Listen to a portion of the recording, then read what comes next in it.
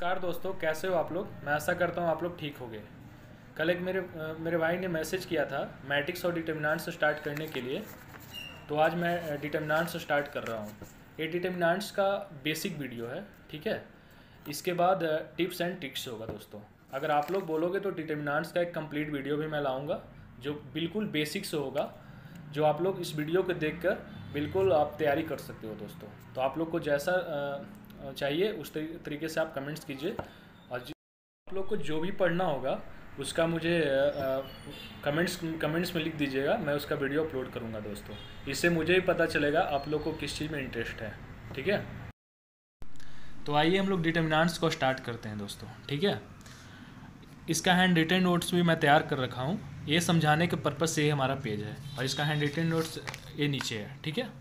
तो सबसे पहले हम लोग समझेंगे कि डिटर्मिनेंट्स होता है, इसको डिनोट कैसे करते हैं। तो डिटर्मिनेंट्स को नॉर्मली हम लोग दो लाइन से ऐसे डिनोट करते हैं दोस्तों। इसको मॉडुलस नहीं पड़ेगा, इसका मतलब क्या होगा, डिटर्मिनेंट्स हुआ। अगर डिटर्मिनेंट्स का वैल्यू निकालना होगा तो इसको कैसे बोलेंगे, उसको इस तरीके से डिनोट करेंगे। ये हमारा क्या बताएगा, डिटर्मिनेंट्स का वैल्यू बताएगा, ठीक है।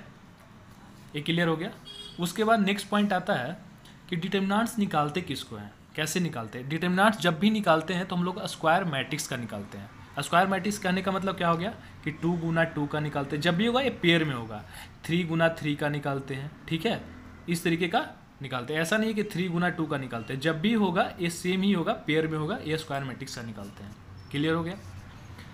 अब देखेंगे कि डिटर्मिनेंट्स का वैल्यू कैसे निकालते हैं। तो डिटर्मिनेंट्स का वैल्यू निकालने के लिए सबसे पहले देखेंगे क्या, सेकेंड ऑर्डर का डिटर्मिनेंट्स। सेकेंड ऑर्डर का डिटर्मिनेंट्स क्या होता है दोस्तों।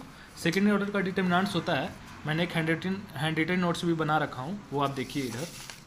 सबसे पहले यहाँ पे देखेंगे हम लोग कि फॉर अ मैट्रिक्स ए को कैसे डिनोट करते हैं। मैट्रिक्स सी डिनोटेड बाई ऐसे। मैट्रिक्स को इस तरीके से हम लोग डिनोट करते हैं, ठीक है।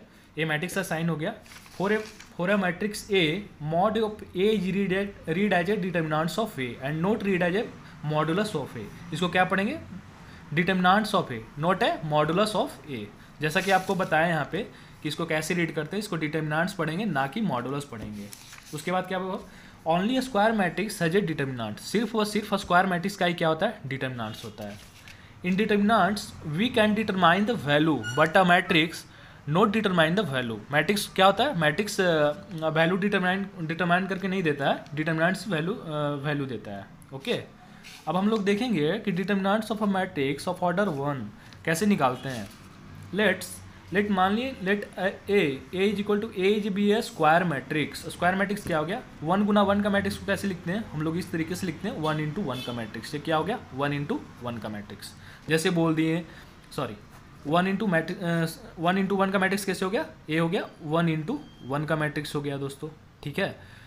अब जैसे बोल दिए इसको डिटर्मिनेंट्स निकालना है, तो डिटर्मिनेंट्स कैसे निकालेंगे। जैसे लेट्स बी ए हो गया कि ए क्या है, ए है 1 इंटू 1 का मैट्रिक्स, 1 इंटू 1 का मैट्रिक्स। अब इसको डिटर्मिनेंट्स निकालना है तो मॉड ऑफ ए बराबर क्या लिखेंगे, डिटर्मिनेंट्स ऑफ ए 1 इंटू 1। तो इसका वैल्यू क्या हो जाएगा, इट सेल्फ हो जाएगा, जो अंदर में रहेगा वही इसका वैल्यू हो जाएगा, ए हो जाएगा।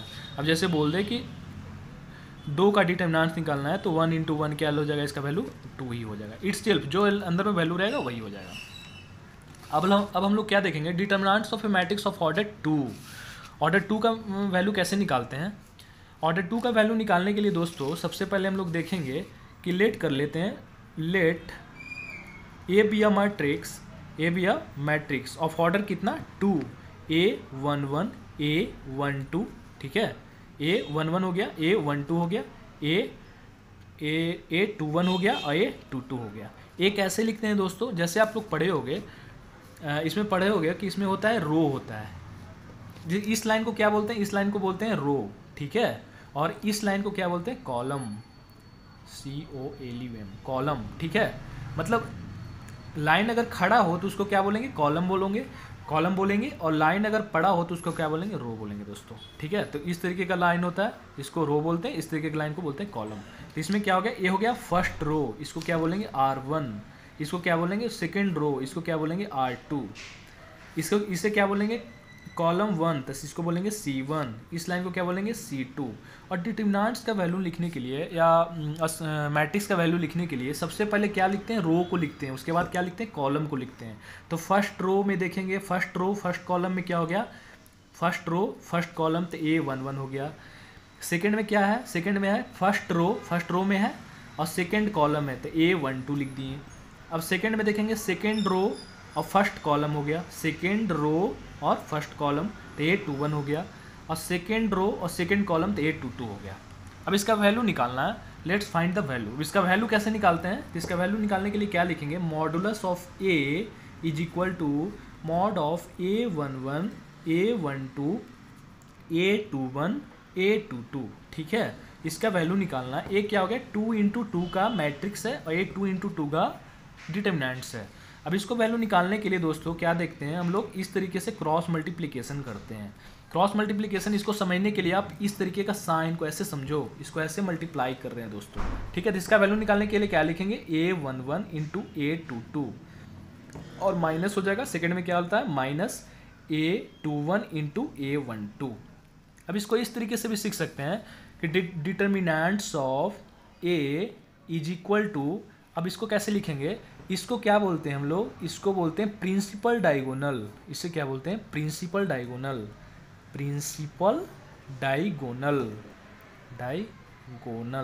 और इस वाले डायगोनल को क्या बोलते हैं, non principal diagonal, non principal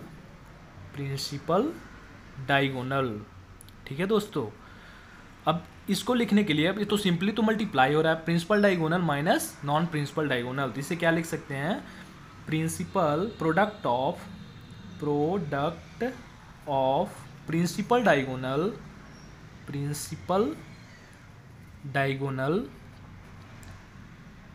minus product of non principal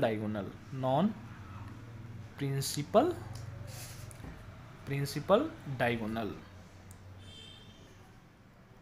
ठीक है दोस्तों। यही चीज़ को मैंने यहाँ पे नोट्स में लिखा है, प्रोडक्ट ऑफ डायगोनल एलिमेंट्स या प्रिंसिपल डायगोनल बोले, या minus product of non diagonal elements या नॉन प्रिंसिपल डायगोनल बोले दोस्तों, ठीक है, क्लियर। तो इसका वैल्यू ऐसे एक एग्जाम्पल में भी दे रखा था, इसका वैल्यू ये हो गया। अब determinants of matrix of order 3 का कैसे निकालते हैं, उसी तरीके से ले लेंगे। ये फर्स्ट रो है, ये फर्स्ट कॉलम है, ठीक है, ये सेकंड रो है, ये सेकंड रो है, सेकंड कॉलम है, ये थर्ड रो है, ये थर्ड कॉलम है। तो ये 3 × 3 का क्या हो गया, स्क्वायर मैट्रिक्स हो गया। अब expansion of determinants of 3 × 3 matrix का डिटरमिनेंट्स का एक्सपेंशन कैसे करते हैं, तो उसके लिए क्या लिखें, A11, ठीक है। साइन पहले समझ लो कि साइन कैसे होता है। थर्ड ऑर्डर डिटरमिनेंट्स में साइन इसका ऐसे लेते हैं, फर्स्ट वाले को प्लस लेते हैं, सेकंड वाले को माइनस लेते हैं, फिर प्लस लेते हैं, फिर माइनस लेते हैं, फिर प्लस लेते हैं, फिर माइनस लेते हैं, फिर प्लस लेते हैं, माइनस प्लस। साइन क्या होता है, अपोजिट होते जाता है, plus minus plus minus plus minus plus minus plus. Okay दोस्तों, तो इसका वैल्यू निकालने के लिए क्या करते हैं कि इस वाले एलिमेंट्स को पहले मल्टीप्लाई में लिखते हैं और ये दोनों वाले डिटरमिनेंट्स को क्या करते हैं, एक्सपैंड करते हैं दोस्तों। तो यहाँ पे क्या लिखे, A11 और फिर ए वाला इस रो का फर्स्ट रो को क्या कर देंगे, फर्स्ट रो को मिटा दिए, ठीक है, और सेकंड फर्स्ट कॉलम को मिटा दिए। अगर इस वाले को लिखना है तो इस वाले वैल्यू को लिखने के लिए क्या लिखेंगे, A11 × इसको भूल गए और इसको भूल गए, तो क्या बच गया हमारा A22 A23 A22 A23 A32 A33 दोस्तों, ठीक है। अब सेकंड वाले में क्या होता है, ए प्लस साइन होता है, ए माइनस साइन होता है, इसलिए यहाँ पे क्या लगाए, माइनस साइन लिखे हैं, ठीक है। अब इसका वैल्यू लिखना है तो A12 के लिए क्या लिखेंगे, इसको झांक लेंगे, ठीक है, और इसे भूल जाएंगे, तो क्या बच गया, A21 A23 A31 और A33। अब लास्ट वाले में क्या लिखेंगे, प्लस A13 लिख दिए, ठीक है। अब इसे भूल गए और इसे भूल गए, मतलब फर्स्ट रो को भूल गए और थर्ड कॉलम को भूल गए, तो क्या बच गया, A21 A31 और A22 और A32, ठीक है दोस्तों। तो ये हो गया इसका एक्सपेंशन। बाकी आपको सेकंड ऑर्डर डिटरमिनेंट्स तो हम सोल्व करने के लिए बता ही चुके हैं, तो उस तरीके से सेकंड ऑर्डर डिटरमिनेंट्स को सोल्व कर लेंगे और इसको मल्टीप्लाई कर देंगे। मैं इसको इसलिए सोल्व नहीं कर रहा हूँ क्योंकि वीडियो लॉन्ग हो जाएगा, फिर आप लोग को अच्छा लगेगा या नहीं लगेगा। अब आप लोग बोल जाओगे वीडियो बहुत लॉन्ग बनाते हो आप। अगर आप लोग को कहीं पे समझ में नहीं आया होगा तो आप कमेंट्स में मुझे बताइएगा, फिर से मैं इसे एक्सप्लेन करने का कोशिश करूँगा दोस्तों, ठीक है दोस्तों, थैंक यू।